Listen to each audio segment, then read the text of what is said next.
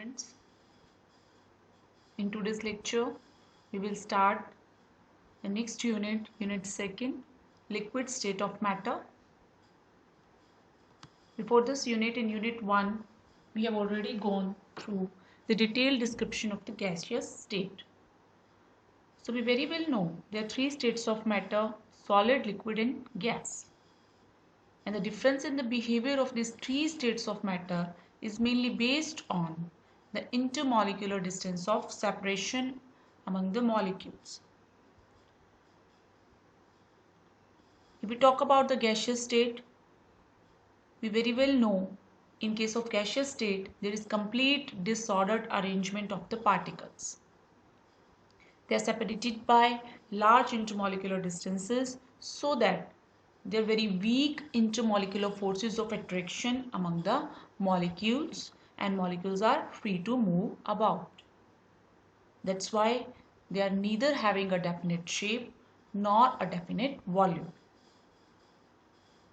The gases fill up the vessel of any volume in which they are placed, and they also take up the shape of that vessel.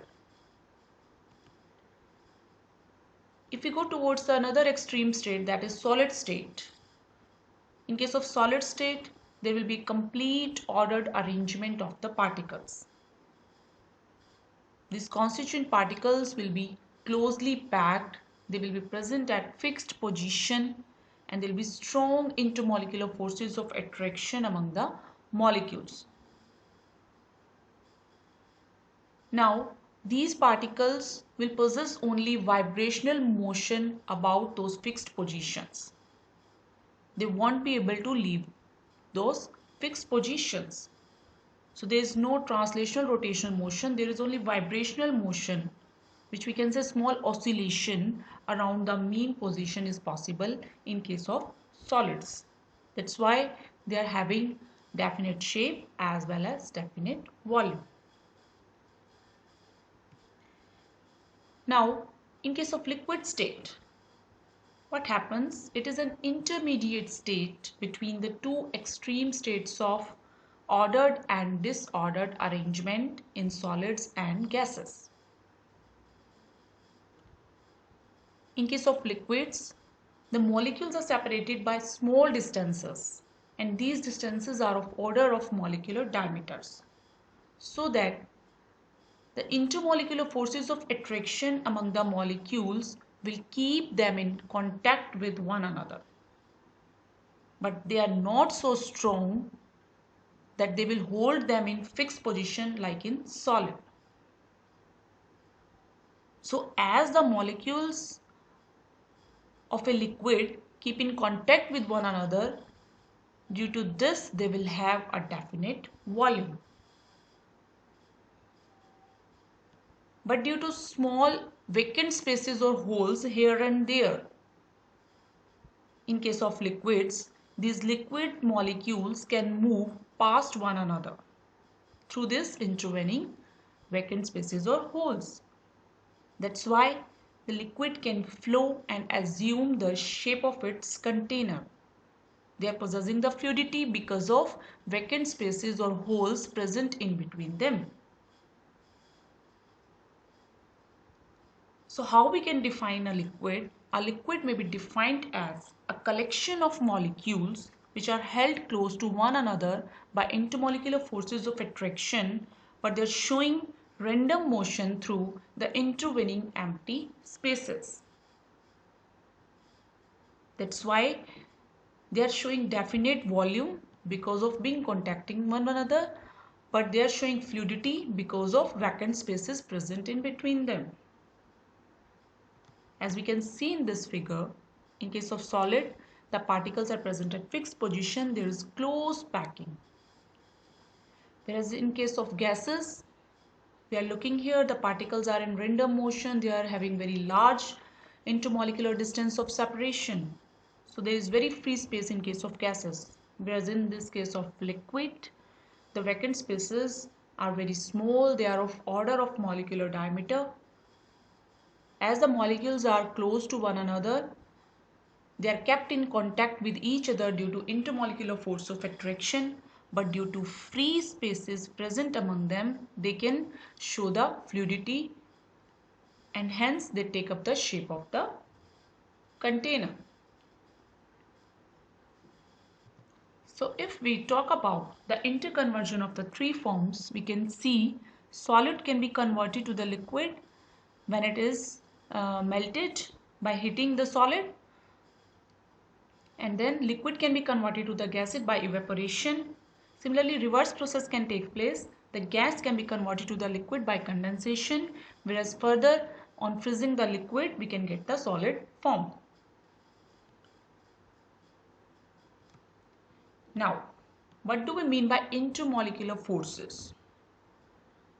Now, the various properties of liquid such as vapor pressure, surface tension, viscosity, refractive index, so many properties are there. These all properties arise due to the nature of intermolecular forces existing in the liquids. So how we can define these intermolecular forces? The forces of attraction existing among the molecules of a substance are known as intermolecular forces or cohesive forces. Now these forces can be of different types. First one is dipole-dipole attractions. As the name indicating, these attractions are among the dipole-dipole molecules. Means these attractions are among the polar molecules. These forces of attraction are occurring among the polar molecules and they are behaving like a permanent dipoles. Why we call it as a dipole? The reason, there are two poles of the molecule. One is the positive pole and another is the negative pole. That's why we are calling it as dipole. So the positive pole of one molecule is attracted by the negative pole of the other molecule. For example, in case of hydrogen chloride. Now, next is the magnitude of dipole-dipole forces. If we will compare the dipole-dipole forces with the ion-ion attractions, we will see these forces are much smaller in comparison to ion-ion attractions. Now, why it is so? In case of dipole-dipole forces, there is only partial charge separation on the molecule. Whereas in case of ion compounds, there will be positive and negative ion and complete charge separation. So forces in case of ion and attraction will be stronger as compared to dipole-dipole forces. You will see the forces of attraction between two ions is inversely proportional to square of the distance between the ions.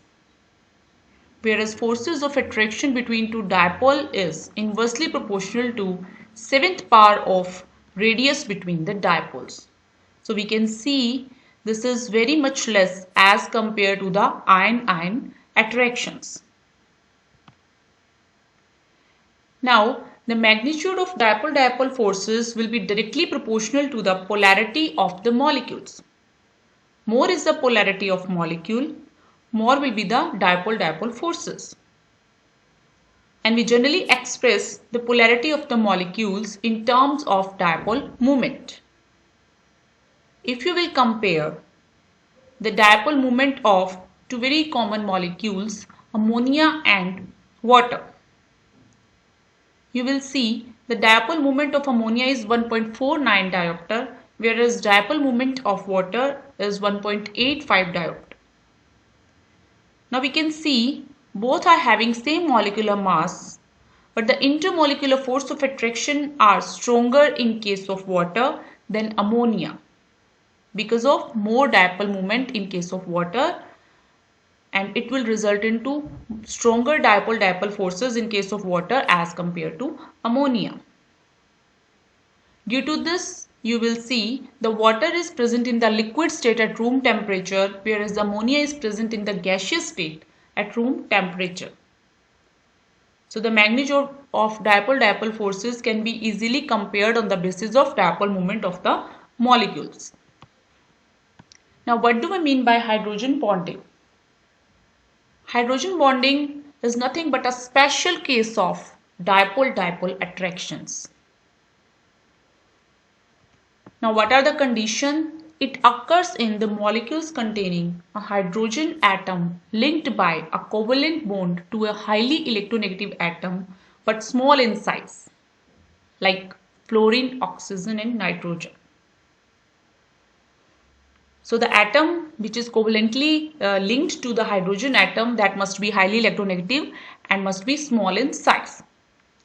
Because of large electronegativity difference between the hydrogen atom and highly electronegative atom, the hydrogen atom will acquire a significant positive charge and the electronegative atom will acquire a significant negative charge. The positive hydrogen end of one molecule will attract the negative electronegative end of the other molecule, and this will result into the hydrogen bonding. For example, hydrogen bonding in hydrogen fluoride, water and ammonia. We can see the diagrams here. Now, because of greater polarity of these molecules, as we are observing here in this figure, in case of hydrogen fluoride, we have shown the hydrogen bonding by the dotted line, where there is attraction of hydrogen atom of one hydrogen fluoride molecule to the fluorine atom of another molecule. Now, because of greater polarity of these molecules, the intermolecular forces of attraction are stronger than the ordinary dipole-dipole attraction. So, if you will compare this hydrogen bonding in comparison to ordinary dipole-dipole attraction, you will see these are stronger than that. Now, because of the same reason, as these are stronger than the normal dipole-dipole attraction, these attractions are considered as hydrogen. That's why we call these type of intermolecular attraction as hydrogen bond. We are using here the term bond instead of normal attraction. The reason being these are stronger than the ordinary dipole-dipole attractions.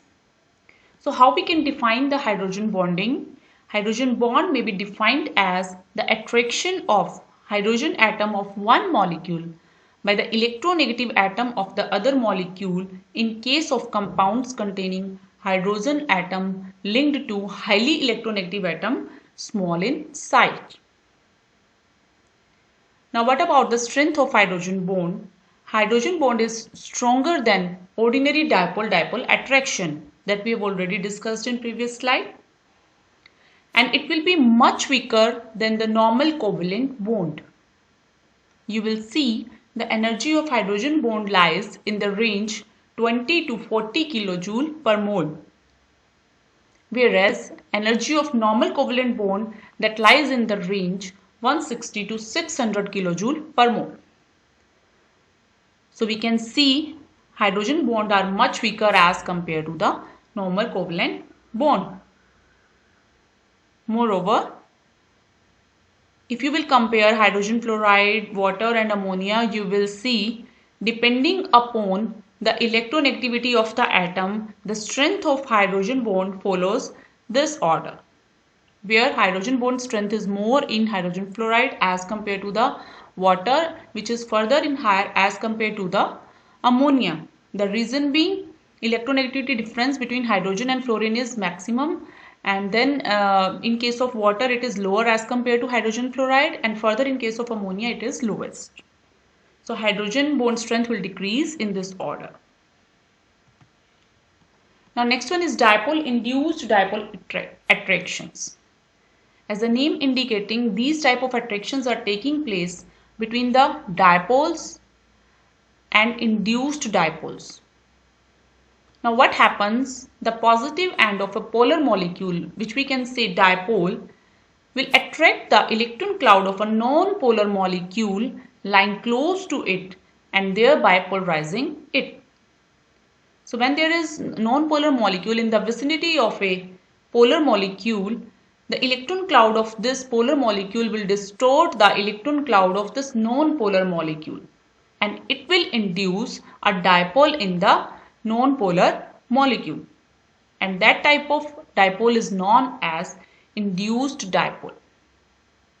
So now the non-polar molecule becomes an induced dipole. As a result, the attraction takes place between the polar molecule, which is a permanent dipole, and the non-polar molecule, which is an induced dipole.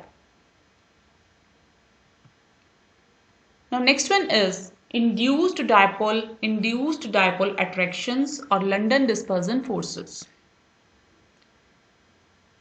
Now till now we have gone through various attractions like ion-ion attractions, ion-dipole attraction, dipole-dipole attraction, dipole-induced dipole attraction. All of these attractions we can understand very easily. Now what about the substances which are having only non-polar molecules or non-polar atoms? For example, if we talk about the gases like oxygen, nitrogen, helium, neon, argon, where there are only neutral atoms or non-polar molecules, in these gases we can easily liquefy at high pressure or low temperature. So what type of intermolecular forces are there which are attracting these non-polar molecules to each other in the liquid state? As we can easily liquefy these gases at high pressure and low temperature, so what type of forces will be responsible to convert them into liquid state from the gaseous state? So intermolecular forces that are attracting these non-polar molecules to each other are known as the London dispersion forces, and these forces were proposed by a scientist named Fritz London in 1930. That's why they are termed as London forces. These forces arise from the motion of electrons and temporary distortion of electron cloud of non-polar molecule. Now, how does this temporary distortion of electron cloud takes place? We very well know in a collection of large number of atom, ions or molecules, or you can say large number of particles, a number of collisions take place per second. So because of a number of collisions, what happen at any instant of time, because of a collision, the electron cloud of a molecule may be distorted. And this distorted electron cloud will further distort the electron cloud of a neighboring molecule. So various momentary dipoles are produced in the substance. So due to frequent collisions among the molecules, atoms or ions, we talking about here non-polar substances. So we can say a number of collisions taking place between the inert atoms or non-polar molecules will lead to the distortion of electron cloud, and it will produce a momentary dipole. These momentary dipoles further produce the momentary dipoles in their neighborhood. Now these momentary dipoles are further attracted to each other, and these forces of attractions are known as London dispersion forces.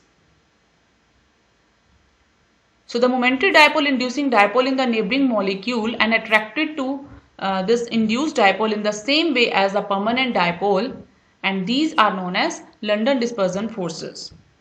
So London dispersion forces are what? These are the forces of attraction between the induced momentary dipoles. Now, since all the molecules contain electrons, or you can say electron clouds, so these type of forces will be present in all type of substances. However, in case of non-polar substances, these are the only intermolecular forces that exist. Now, the magnitude London forces will depend on the following factors. First one is the complexity of the molecules. So larger or more complex will be a molecule, greater will be the magnitude of London forces. And the reason is, in case of larger molecules, there will be large electron clouds, and it will be easy to distort such type of electron clouds. Their polarizability will be high. Now large molecular size means large molecular mass. So we can say the magnitude of London force will increase with increasing molecular mass. Now second one is geometry of the molecules. The shape of molecules will significantly affect the magnitude of London forces. For example, N-pentane and neopentane. These both are having same molecular formula. Yet, from the physical properties of this N-pentane, it has been obtained the boiling point of N-pentane is about 27 degrees Celsius higher than that of neopentane. So what is the reason behind that? The reason is, in case of N-pentane, there is a zigzag chain structure, whereas in case of neopentane, there is spherical structure. Because of difference in the shapes, as we can see here, this is in zigzag structure and this is almost spherical. Because of these difference in the shapes or structure, the forces of attraction are stronger in case of N-pentane as compared to the neopentane. The reason being, there are more sites of attraction and molecules are able to come in contact with the entire length of the molecule in case of N-pentane. So sites of attraction are less in case of neopentane. That's why these forces are stronger in case of N-pentane. The symmetry of the molecules also affect the magnitude of London dispersion forces. Now, sometimes it is misinterpreted that London forces are van der Waals forces. London forces are referred to as only van der Waals forces. But the basic difference between them is that London forces is a subcategory of van der Waals forces, where van der Waals forces is a general term which includes all type of intermolecular forces that is existing among polar as well as non-polar molecules, like dipole-dipole attraction, dipole-induced dipole attraction. These all interactions come along in under the category of van der Waals forces. Whereas London forces are the forces which occur only in momentary dipole produced in non-polar molecules. So we can say the van der Waals forces which are existing among in non-polar substances that are known as London forces. So this is all about in today's lecture. Next we will continue in the next lecture.